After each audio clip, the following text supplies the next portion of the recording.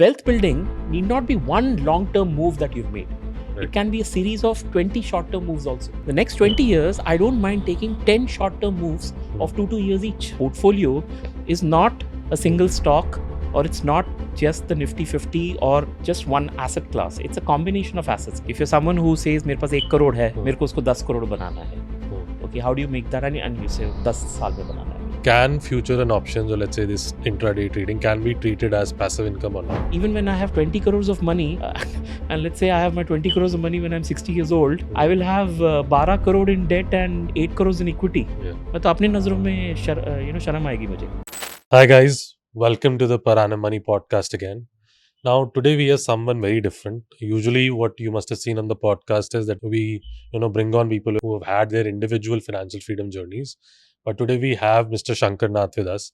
He's a very popular YouTuber in the finance category, and you must have seen some interesting thumbnails that he creates. Sometimes he becomes Bruce Wayne, sometimes he becomes Gladiator. What people like about him is that his independent research that he does around all of his videos brings a lot of value, based intent to a lot of people who kind of invest. Hi Shankar, welcome to the podcast Hi today. Vishwas, thank you for having me. It's a pleasure to have you here today. And guys, theme of the video today is that so like I mentioned earlier, that a lot of people watch our podcast because they want to achieve financial freedom at a particular age, right? But apart from this, it is very important to build a mindset around wealth building, wealth creation. So Shankar, based on his learnings, is going to share with us some of his best learnings that he has learned, over a period of years, after analyzing a lot of data, after analyzing a lot of investor based patterns, that how do investors react in certain situations. So it will be a great talk, right? And to begin with, Shankar, so we were discussing this just before the start of the podcast, and I kind of resonated with this a lot, that a pessimist can never get rich, like you said. Yep. Right, that we sort of have this identity bias that we create around ourselves. So can you explain this, to our audience? What exactly, do you mean by this? We all kind of construct our lives in a way that we are very comfortable with. Okay, some people, they don't like to go for a party. They prefer to stay at Right. home, read a book and stuff. And what's surprising is in finances also, it's pretty much the same case. So I've spent about 7 years in ET Money, and that's where I got access to a lot of data. I mean, Right. lakhs and lakhs of data. And we spoke to a lot of people. We could see how their investments are moving and everything. And what we realized is a lot of people, and I'm sure a lot of your viewers as Right. well, they would have that thing in their head that I'm an aggressive investor, I'm a conservative investor, I'm a moderate investor. ये सब करने की जरूरत नहीं है. But people make up their mind that I am for example, let's say you say you're a conservative investor. Now the problem is with being a conservative investor is that your mind will always revolve around a few products. Yeah. FD लूंगा, Right. Hybrid mutual fund ले लूंगा, date में डालूंगा, Hmm. Real estate लूंगा, gold ले लूंगा, right? Right. But you won't look at equity as something that fits within your profile. Right. And there's nothing wrong. It's just that you have created that profile for yourself. Ki, for me, equity is a no-no. That creates a lot of problem in terms of wealth building. Right. Because what you have done is you've created limitations around yourself. So that's there. But here's the most beautiful part. The smartest investors are people who realize that the same item can be conservative, can be non-risky at some times, and can be extremely risky at other times. Right. So take equity as a good example of that, right? There are times when that same stock is available at 200 rupees and that same stock might be available at 500 rupees. Right. From a valuation basis, probably available at a PE of 20 versus at other times it's available at a PE of 50. Right. And there are lots of examples. I mean, this is just for educational purposes, but Dixon Technologies, right? 200p, Right. right? Do you want to invest in that company? Do you want to invest in DMart at 100p or whereabouts? Some people will say yes, some people will say no. But had that same Dixon Technologies and DMart had been at, let's say, a PE of 30, you would have jumped on. You would not have said, "Arey, main to conservative investor hu, main nahi kharid sakta." So risk is never permanent. Yeah. That's, I think, one thing that everyone needs to understand. And the moment one understands that, there's a lot of money to do. It covers across everything. Even take bonds as example. There are times when investing in a bond is extremely risky from the perspective that you won't make too much of returns on it. Right. Okay, but there are times when investing in a bond is like you can make so much of returns that it's actually less of a risk. In fact, I say this a number of times: higher the return, lower the risk. Yeah. Have you heard of this? No, nobody You would says have that. you would have heard the Yeah. reverse, right? Right. Which is higher the risk, higher the return, Yeah. lower the risk, lower the return. I mean, you have to be a willing participant. Now, let me ask Yeah. you a few questions. So let's say you are a middleman, a broker, Right. and I come to you and I say, hey, Vishwas, I want to buy mobile phone covers from you. I'm ready to pay you 100 rupees per Fine. cover. Now you go to the bazaar. Now there are two shops. There's shop A and shop B. Shop A is ready to give you those covers at 70 rupees. Right. Shop B is saying, I'll give you the same covers at 40 rupees. It's exactly the same cover. Right. Tell me, where is the risk higher? If you buy it at 70 or if you buy it at 40? Well, now because you have put that thought into my head, I would say at 40. At 40, the risk is? Higher. Actually, the risk should be lower, right? Yeah, well, a normal person would perceive it to be lower. Yeah. So at Yeah. normal here. Yeah. So at 70, the Yeah, risk is 99% of the people will go with 40. 40, correct? Yeah. So the Yeah. risk is absolutely lower when it Right. comes to 40. Where is the return higher? Obviously, at 40, people At 40, will, because yeah. you get a margin of 60 rupees Right. to this thing. Right. So what did you just do? You have told me exactly what I was telling you just a minute back, that Right. you are going in with an option where the risk is low, but the returns are high. Right. And that's exactly what I mean. So if Right. you have that ability Right. to understand that risk changes over time, Right. and depending on the price of that security, the level of risk changes, the level of return also changes. Right. And that's what I mean by saying that lower the risk can also become higher the return. Right. And you know, that's why I instruct everyone, don't fit yourself under a conservative or an aggressive umbrella. Depending on the situation, you have to decide whether you want to be conservative or whether you want to be aggressive. So that's rule number one when it comes to creating Right. wealth. Right, I think that's a very interesting point, because what I have also felt personally in my journey also, there is, let's say, a familiarity bias that we create Yes. around ourselves, that if I'm, let's say, exposed to one particular asset class and I made returns with it, good returns with it, then I kind of turn a blind eye to almost everything else that is around me, right? And which is, let's say, a not good thing to do. I've seen examples wherein people who hate real estate made more returns in real estate than they did ever in equity. Right. So it depends, how the markets are moving, how certain opportunities come in front of you, and you basically have to be agile in order to, capitalize on them. And that's happened, if you see the progression over time. Right. There was a time when the definitive place to put your money was either an FD or an LIC policy. Right. आज LIC policy जाके किसी को आप recommend करो, Right. he will whack you. Yeah. Right? बोले क्या बोल रहा है तू, मतलब मूर्ख आदमी है तू, Right. So that's how the evolution happens. Equity was, I'm sure you still might be hearing this. Equity is like gambling, Right. ऐसा एक word लोग बोलते हैं, right? या Right. सट्टा है, that Right. kind of this. It's not satta. It's a very calculative game, right? Right. You have to have simple numbers and you can calculate whether it's going to be a good deal for you or not. And over time you'll see the same thing happening with every kind of asset class, right? Right. Today we talk about things like high yielding debt, which is there, right? We talk about micro caps, small caps. These were all at one time thought of Very unsafe, risky, very yeah. risky kind of a instrument. But over time that evolution happens, and then people start picking up. So जो Right. आज बोल रहे हैं कि it's very risky, I'm sure 20 years from now they will say, "Arey, this is like the easiest asset Yeah, for me to buy." it's just the lack of experience, and Correct. I would say, because most people treat risk, just they associate whenever they hear risk that it means losing capital. Right. But what they don't understand is that volatility is just a part of it, as in you might see, let's say, for somebody who's, let's say, into large caps, he might have to, let's say, just face 5 to 10%. Somebody who's, let's say, into mid caps might face 15-20%. Somebody who's in extremely in small caps might even face 50%. But in long term, that always, covers up. So it's a given thing that, that you kind of have to make terms with, make peace with, which I think most people don't do. Yeah, volatility is your friend. Yeah. The fact that something is going down in price is giving you an opportunity to Right. actually buy, right? And volatility is everywhere. Right. You play a game of cricket, right? What is happening? One ball will be good, one ball will be bad, Right. right? And now it's up to you whether you want to touch that bad ball and hit it for a 4, or you want to touch the good ball and possibly get out to that Yeah. ball, right? Yeah. So volatility works Right. exactly the same way. Right. Yeah. So I'll kind of double click on this point, like the pessimist can't get rich, or let's say how people get attached to one particular thing. Uh, Obviously, in last 3-4 years, and a lot of people have become familiar with equities, right? They've started to invest in stock market, which is obviously a very good thing.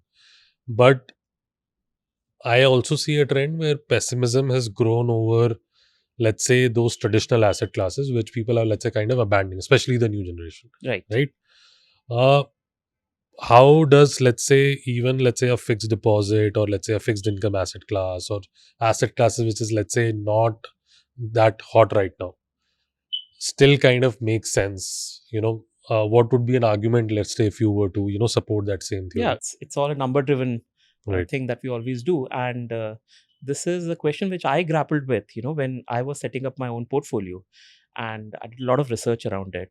And here's what I figured out, right? That if I were to take two scenarios, one where I have put in all my money in only equities, which is, Right. let's say, the Nifty 50. Okay. So every penny is going into the Nifty 50.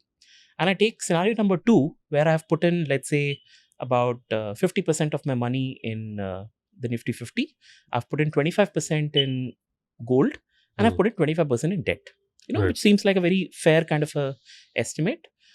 What I figured out is that over longer periods of time, let's say a 10-year period, for example, the amount of money I made over the Nifty 50, which is approximately 12 odd percent, is exactly what I made with this combination of gold, debt, and the Nifty 50 Right. put together, equity put together. However, I did that at a much lower level of volatility. So you can swing here and there, here and there. आपको adventure मिलेगा, वाह वाह मजा आ रहा है करके.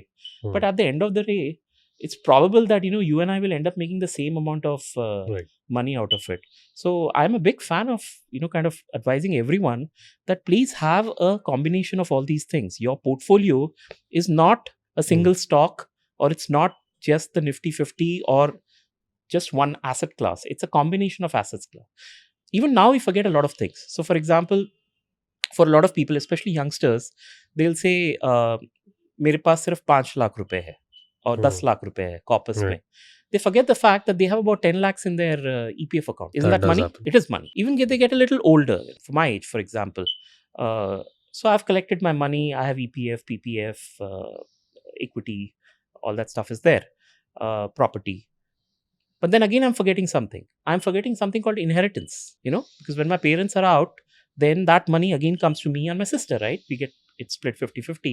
And that is also money that comes to you. So there are a lot of these hidden assets also. Yeah. So when you actually make your entire portfolio, you got to give enough respect to each and every asset. Yeah. So as to get a proper understanding of what your financial Hmm. current position, your net worth is, and what you need to do in the future. So I think we have covered rule number one, that a pessimist person can't be rich.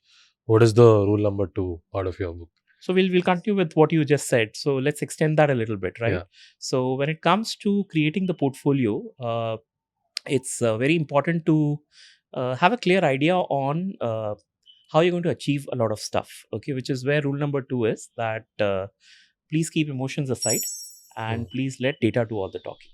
Right. And how I use it personally is there are simple mathematical basis that can be used. I'm not a very calculative person. I use only 12% as my expectation from my Right. portfolio. Right. And I'll never say expectation from equity. I will always say expectation from my portfolio, Hmm. although it's a mix of debt and gold and equity and everything put together. So here's simple mathematics, right? If you want to, let's say, make 10 crores, yeah, that's a decent number to have. Then it's about a lakh of rupees Hmm. every month for the next 20 years at 12% gets you Right. 10 crore rupees. I will say, क्या यार 1 लाख रुपए तो बनाने में बहुत time लग जाएगा. You can Hmm. go lower as well. Hmm. So you can go as low as saying 30,000 rupees a month. And every year you conk up that number by, let's say, another 10,000. So you continue doing that. It's pretty much possible for a lot of people. Now that you know the plan, it's easier for you. Yeah. Right? You'll say 30,000 to मैं कर लूँगा, no problem. 10,000 और करना अगले साल, ठीक है, I will work towards it. I'm giving you 12 months to work towards it, right? So it becomes a lot easier.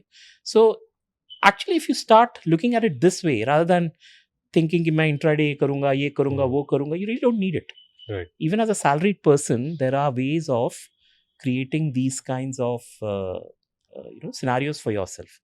Then you want to reduce this 20, you want to make it, let's say, 15. Right? You want to be a little more aggressive with your numbers. Right. Say 12% नहीं, मैं 15% करूँगा, which is possible. Yeah, it's possible, obviously. right? Yeah. You have a little more towards mid Right. caps, small caps. You do all these things, you'll be able to get that particular Right. thing. So then that's where the 15 rule comes in. So you have to put a little more than 1 lakh. So you have to put 1.5 lakhs. Yeah. You put it at 15%. You put it for 15 years. You're back to 10 crores. So a good wealth building exercise requires you to be to understand basic mathematics. You don't have to do anything complicated. Right. एक बार ये हो जाता है, then you'll see that things become a lot easier. If you're someone who says मेरे पास 1 करोड़ है, मेरे को उसको 10 करोड़ बनाना है. Okay, how do you make that? And you say 10 साल में बनाना है मेरे को. How do you do that? You need an instrument that gives you 25.9% every year. So you have to be smart enough to find an HDFC, a Titan, those kinds of companies which have been massive wealth builders over time. And it's not difficult to find such companies. I mean, there has to be a clear game plan around what kind of companies you're looking for. That's one very important exercise to do when you are looking at things. So another thing that I would want to pick up on is, so you said, a salaried guy can also, do a lot of things. Doesn't necessarily, need to jump into options trading, FNOs, and all of these things, which a lot of it is going on right now. People are starting to treat it as passive income also for some reason. Which it's a very good point. Yeah, which is I extremely. love this question. Yeah. So yeah, I would, also you ask this that. So I'll divide this into 2 parts. Number one question being, can future and options, or let's say this intraday trading, can be treated as passive income or not? Okay, I don't think so. I don't think so. In fact, let's say someone who's in the 20s or 30s. I'm in my 40s. I'm 44 now. So I've gone through that period, right? And what I've now realized is that your focus in the initial years should be on increasing your capital rather than increasing your investing returns. Right. Okay. We get so mind, we get so kind of possessed कि मेरे को 15% कमाना है, 16% कमाना है. We forget the fact that what feeds into this 15-16% is the capital that you put in. Obviously. Right? So the first 10 years, 15 years is when you should look at how can I increase that capital. So one of the suggestions I have very clear is that don't spend your time on all this options trading and all that stuff. वो तब करो when you have, let's say, 5-6 crores already done, and you want to put in, let's say, 50 lakhs into all these kind of things, तो डाल लो, कोई बात नहीं. It's like your adventure money. Right. I think that's the best thing to call it. Just call it an adventure money. मैंने 50 लाख रुपए डाल दिया, वो 50 का 5 करोड़ बन गया, 0 हो गया, मुझे केयर नहीं है. Right. But वहां तक पहुंचने के लिए you need to have that capital already built up. Which is where, and especially after me becoming a self-employed person after 20 years of having the salary tag, what I've realized is it's a good deal. Becoming a self-employed person, trying to do things by yourself. And again, this is another mindset problem, right? A lot of people think for you to go into business, you need money. Yeah. And if you say this in a world where हर बंदा internet पे $1 billion company बना, मतलब कुछ लोग, काफी लोग बना रहे हैं. If you say it in today's world, I would not buy that argument. Yeah, obviously. Because today, what you call as capital is not necessarily money. Yeah. It can be your skills. It can be your network, your connections. Right. All this is very much a part of capital today, right? And you can use that massively if you want to. So the first initial part has to be, don't spend your time on options and futures. Right. Spend your time in building a second income for yourself. Yeah, second income, or let's say enhance your primary income as much as you can. Yes, if you can do that, then that's the first pillar of financial freedom. That is your active income. क्योंकि वो अगर वो 1 लाख 2 लाख 3 लाख अगर salary नहीं आएगा तो कहाँ तुम्हें पैसा मिलेगा ऑप्शंस एंड ट्रेडिंग करने का? हाँ, 1 करोड़ पे 5% वर्सेस 1 लाख पे 50%. बहुत gap. Exactly. So That's a very primary rule, Right. which I think it's there. What's the second question? So second question is, so now that we have put this out of the picture that a salaried guy should not be venturing into all of this. Right. So I think we have covered 3 rules so far. So what is the next one out of your bucket? Rule number 4. Rule number 4. Okay, rule number 4 is it's based on a Russian proverb. Okay. Okay, Russian to mujhe aati nahi hai, so I can't say it in Russian. But what it means is trust but verify. Yeah. Okay, and which I say to just about everyone that even in my YouTube channel or my newsletter, if I'm saying something, please don't just trust it. Right. Don't trust anyone. Yeah. Okay, ठीक है, थोड़ा trust करो, कोई बात नहीं, but always find a way of verifying things. Let me explain this with an example probably. So a lot of people use this screening application called Screener.in, Yeah. right? A lot of people use that. Now, one of the variables inside is something called the PEG ratio, PEG ratio. Yeah. Peter Lynch created this many years back. And what it basically means is in the numerator, you have the P ratio of the company. And in the denominator, which is where the problem is, the denominator has something called the expected growth rate of the company. Okay, वो भी growth rate क्या है? Expected EPS growth rate of the company. Yeah. Earnings per share Earnings per is share, at the bottom. Expected EPS. Yeah. But what Screener gives you is it takes the P ratio, but in the denominator, because how does it calculate expected growth rate? Yeah. You have to, kind of analyze documents and, come up with expected growth rate, right? So what it conveniently does is it takes the last 5-year ka profit growth rate. So it's making 2 mistakes. Yeah. Number 1, it's not taking expected, it's taking historical. Mistake number 1. Second, instead of taking EPS growth rate, it takes the profit growth rate. And there's a massive difference between profit growth rate, your PAT growth rate, and your EPS Earnings growth per rate. share, yeah. So that number is absolutely wrong. Okay, so unless you get into the nitty-gritty of understanding what exactly is happening, you will always be, a little troubled in terms of your calculations and everything. And a lot of people use PEG ratio to decide things, right? So that's where things go wrong. And you have to trust everything. So for example, I listen to a lot of earnings calls. So I read the transcripts. And every time some guy will come and say, oh, we'll do so much and all that stuff. And I'm like, always trying to find evidence. Yeah. कि यार ये असली में कर पाएगा कि नहीं. And there are lots of such cases. I mean, so there are what 5,000, 6,000 odd companies in this thing. Believe me, there are only 500, 600 companies which I can even trust. Yeah. Other people I can't even trust. Yeah. But वो trust में भी वो जो 600 company trust है, I will still verify. Yeah. So see how the filtration is happening. Yeah, similarly how Saurabh Mukherjee applies is, this accounting and everything. Exactly. So he has his filtering, his accounting. 3 principles, which brings down to almost 40 companies. No, I'll give you an example. Yeah. I mean, you love this example. So there was this company, there's still this company called Urja Global. Okay. So Urja Global suddenly started to do well. And they also had this, I think it was a $50 million contract, some $45 million contract.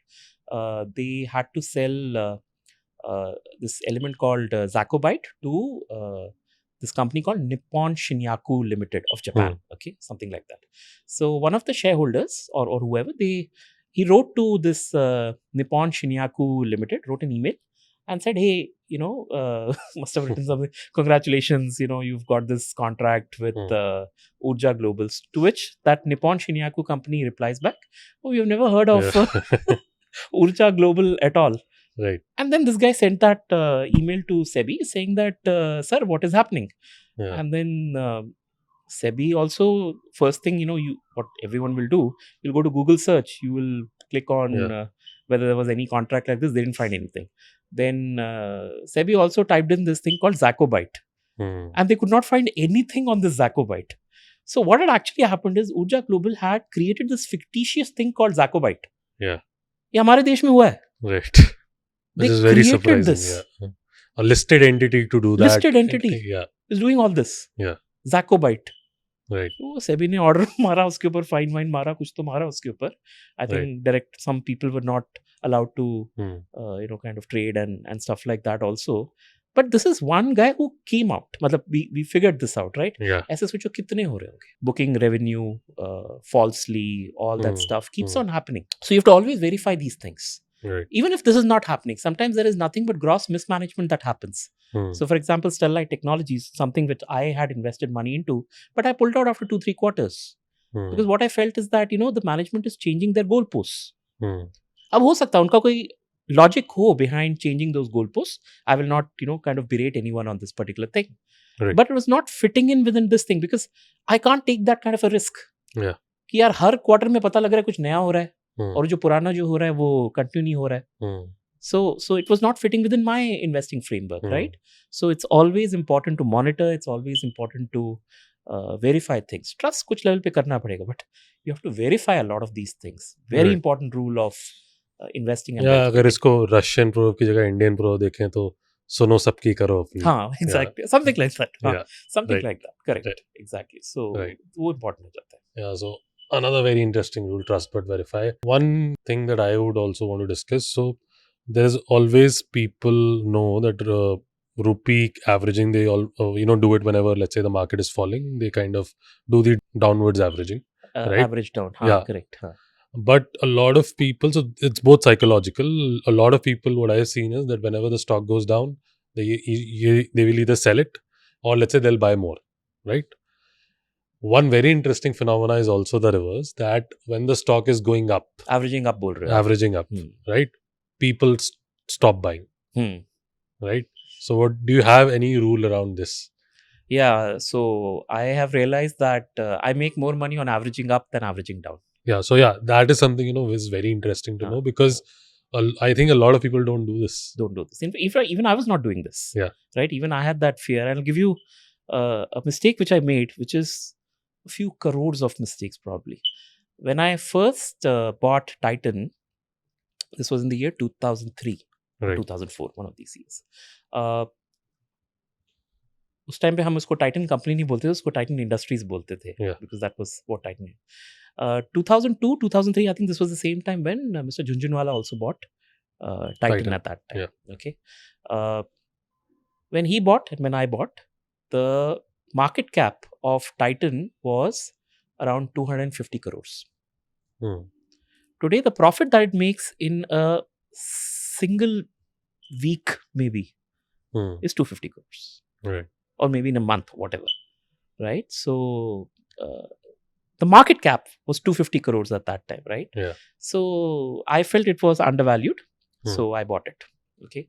And उस time पे तो हम लोग value investing principles use करते थे, because वही सीखा था. I was fresh out of college. I had been taught this thing by professor Sanjay Bakshi. Value investing principles, Ben Graham and all that stuff. So I bought it. It was pretty undervalued that time. And then within 5 months, the price doubled. Right. And I did the best thing possible. I sold Titan Industries. फिर 5 महीने बाद देखा, the money again doubled. But I didn't have the shares. Right. So notionally loss. 1 का 2 हुआ, 2 का 4 हुआ, 4 का 8 हुआ, 8 का 16 हुआ, 32, 64. चलते गया. Today it's probably 1,500 times Right. of the price at which I sold. Yeah. So had I held on, probably be at few crores at the moment, right? So that was nothing but the fear. Because even in the middle, I observed times when the price of Titan was, 100 times more than what I had originally bought. Even at that time, it was undervalued. Right. I could see it.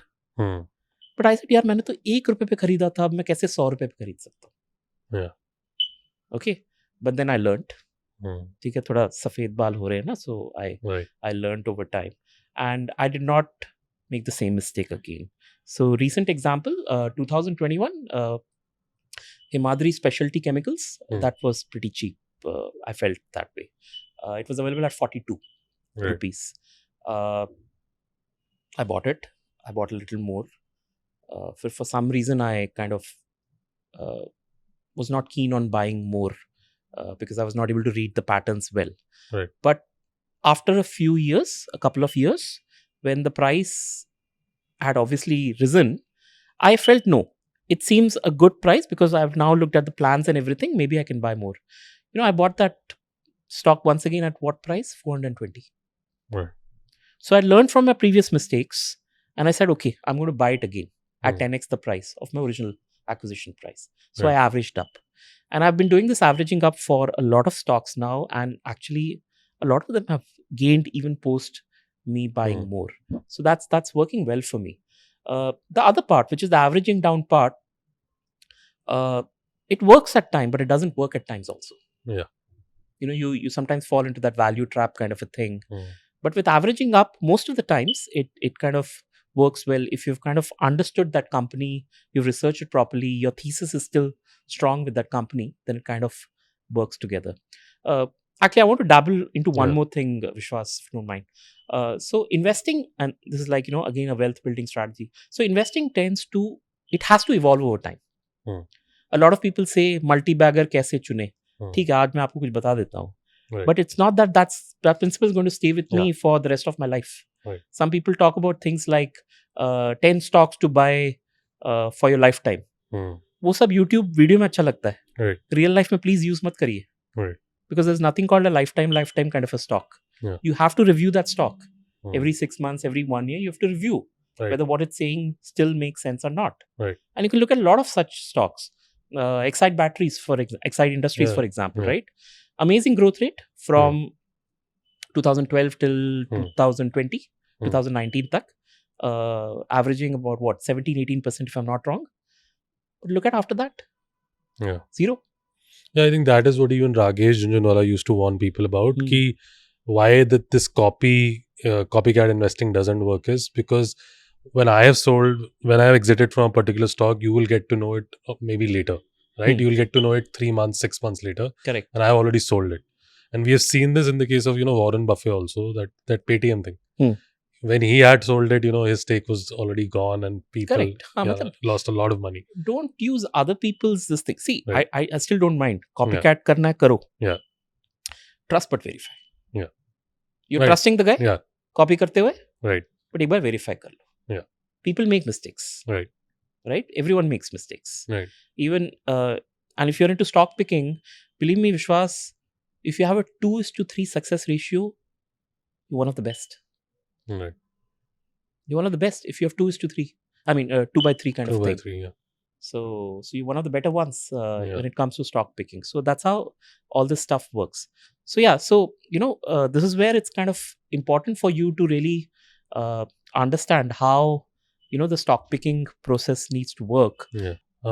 So we covered, I guess, rule number 5 also. I think we are also talking about something related to leveraging, that you mentioned. It's very important. Yeah, correct. So what's about that? Okay, so leveraging, you don't have to look always from an investing perspective. Remember, we are talking about wealth building, not investing building, right? If you want to grow, you need leverage. The problem is, a lot of people, when they see debt in any company, screen में देखा debt है, oh sir इसमें तो बहुत debt है. तो क्या है? I love a company with debt. It is better to take in debt than diluting your shares. As a shareholder, I will hate that. Right? So why is a person taking debt? He's not taking debt to survive. If he's taking debt to survive, then I have a problem. Yeah, that's a different case. Correct. Altogether. Yeah. If he's taking debt to grow, then why do I have a problem? If he's taking debt at 9% or 10% per annum, but the growth rates, the ROI is, let's say, 25%, then why do I have a problem? Point number 1. Point number 2, if you take in debt, personally, or if a company takes in debt, if it has the EBITDA to easily service the debt, then what's the problem? You show me a company which has taken, let's say, 1,000 crores of debt. Now, a lot of people के screen में आ जाएगा, और debt 1,000 का नहीं लेना. 1,000 का debt है तो कितना interest है उसका? It's 10%, for example, so that's 100 crores. Let's say it's doing an EBITDA of 2,000 crores. वो 2,000 के सामने 100 crore तो कुछ भी नहीं है ना? I mean, so technically, if you go with what CRISIL would say or CARE would say, all those credit rating agencies would say, they are okay if a company has a debt, an EBITDA, what we call as interest coverage ratio, basically, EBITDA divided by your interest.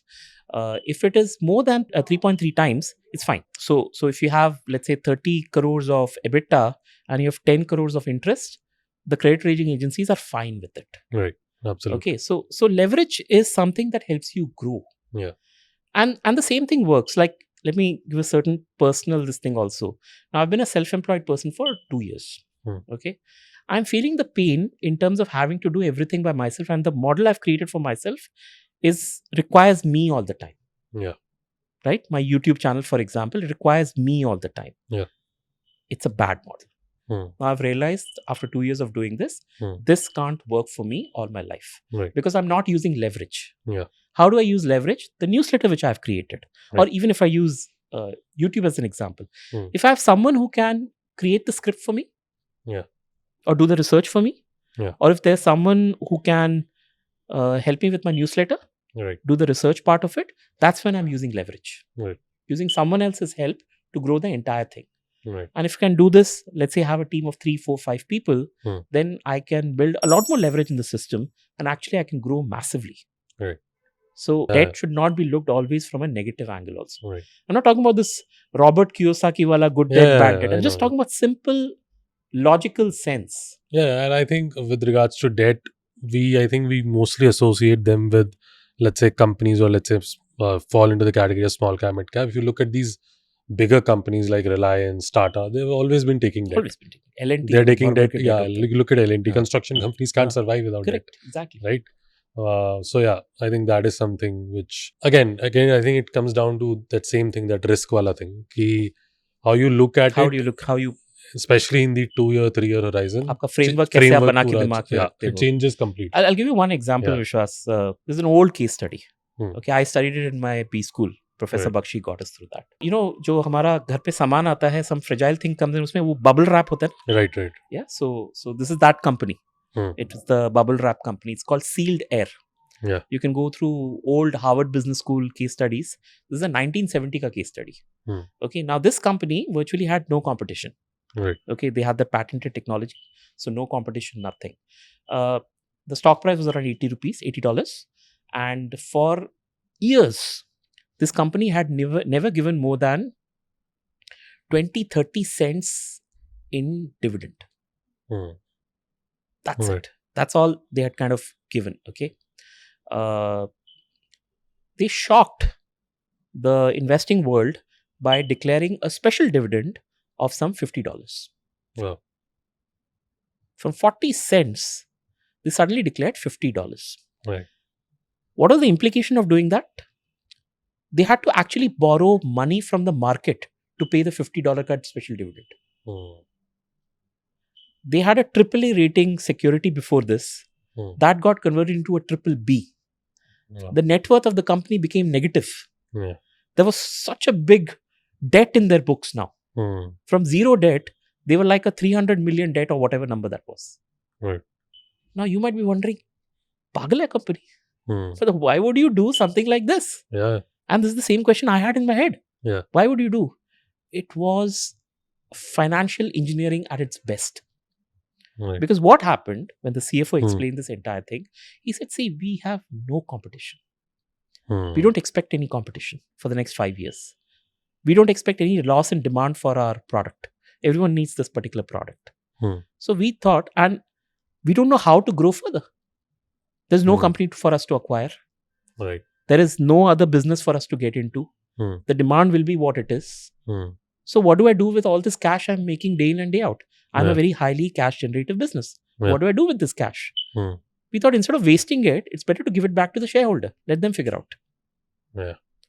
But then what we also said is that, now you might say that, okay, you could have given a $10 special dividend. Why give a $50 dividend?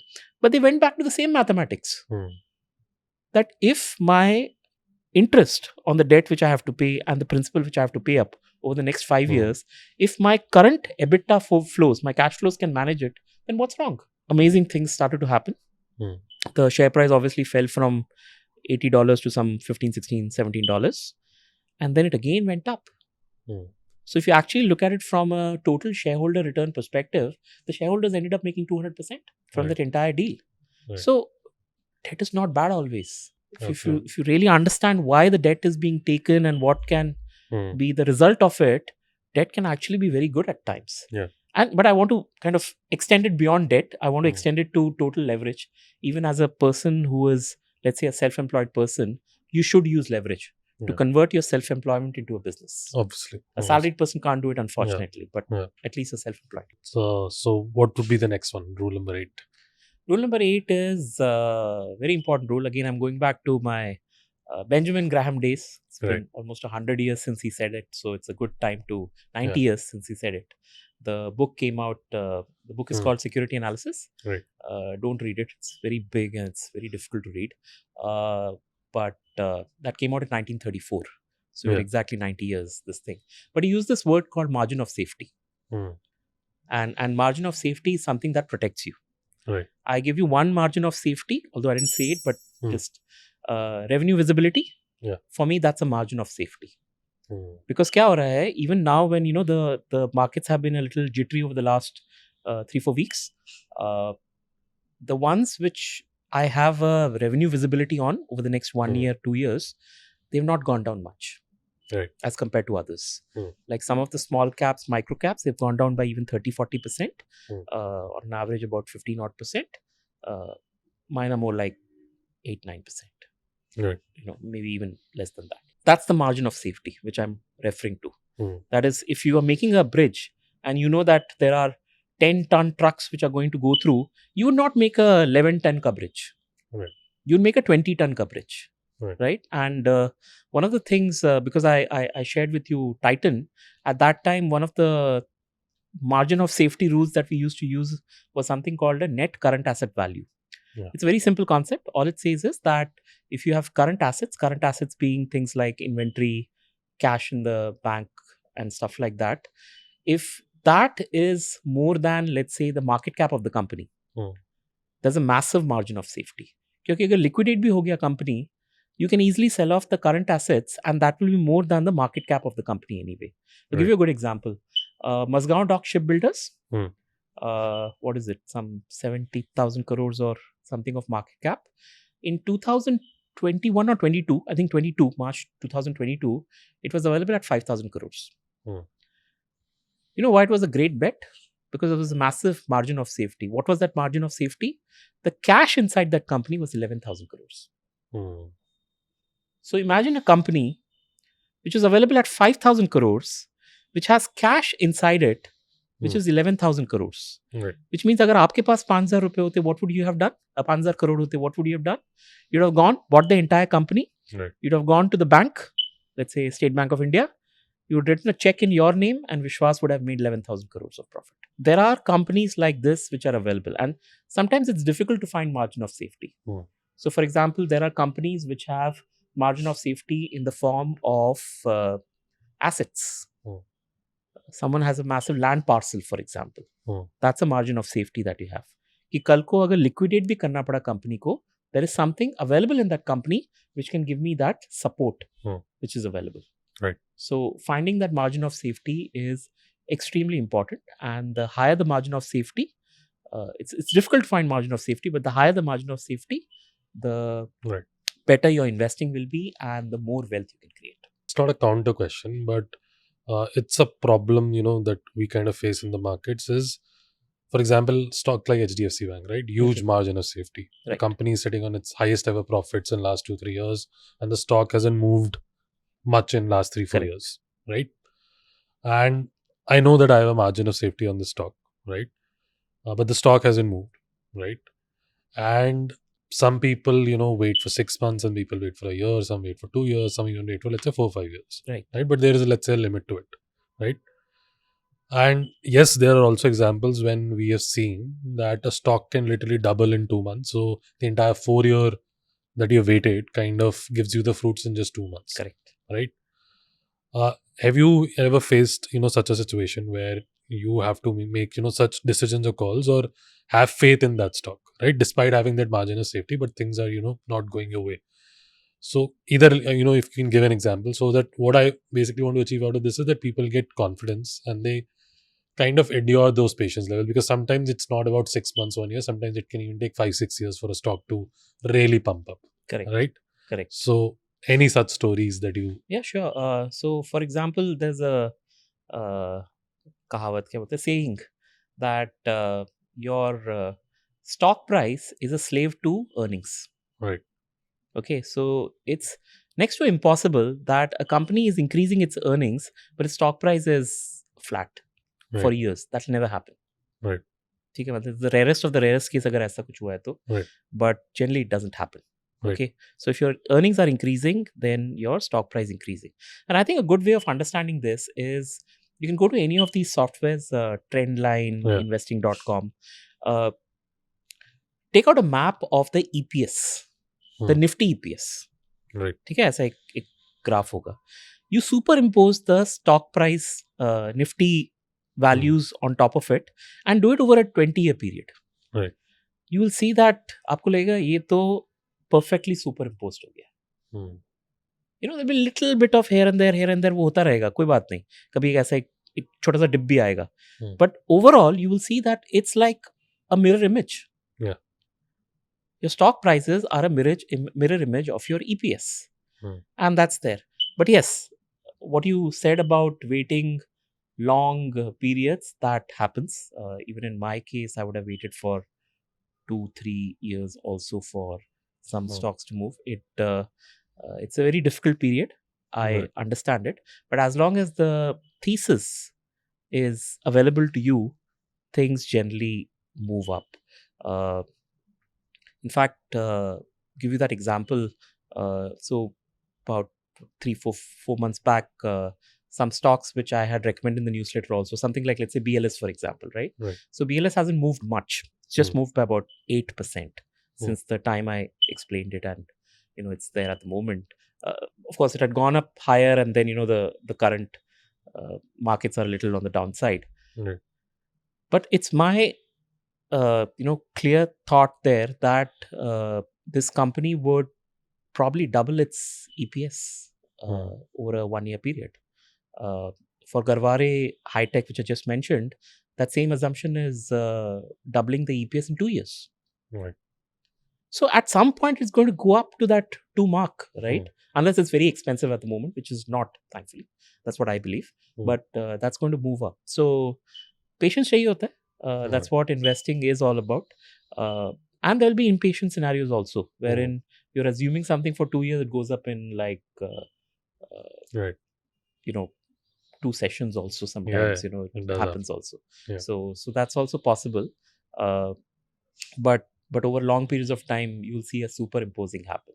Right. That if the EPS is growing by 30%, your stock price would also grow by 30% totally. Right. And ये सब आपको ना screener में सबसे best दिखेगा. So you go to screener, you look at, that gives you the stock price 10-year CAGR, it gives you the EPS 10-year CAGR, and you will see that it's pretty close by to each other. So that's the good way of understanding this particular thing.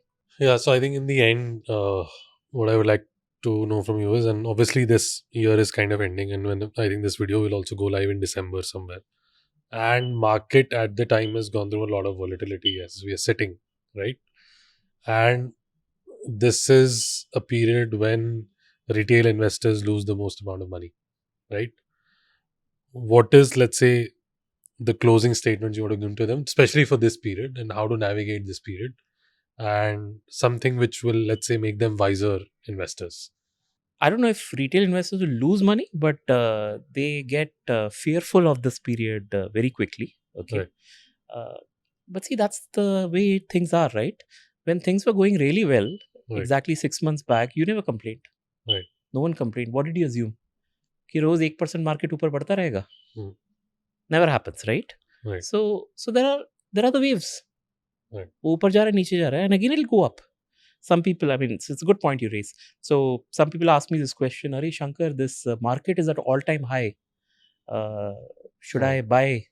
I mean, I should not be buying, right? Yeah. I'm like, यार तुम जब भी खरीदोगे, you want the market to go to an all-time high only, right? You Right. want it to go up. Right. So how does it matter whether you buy now or you buy a little later? If you are buying it for the next 5 years, 6 years, 10 years, then obviously there's a new all-time high that's going to happen. And all-time high happens I think in the last 15, 20 years, there have been more than 60 all-time high months. 60 is 5 years out of the last 20. Right.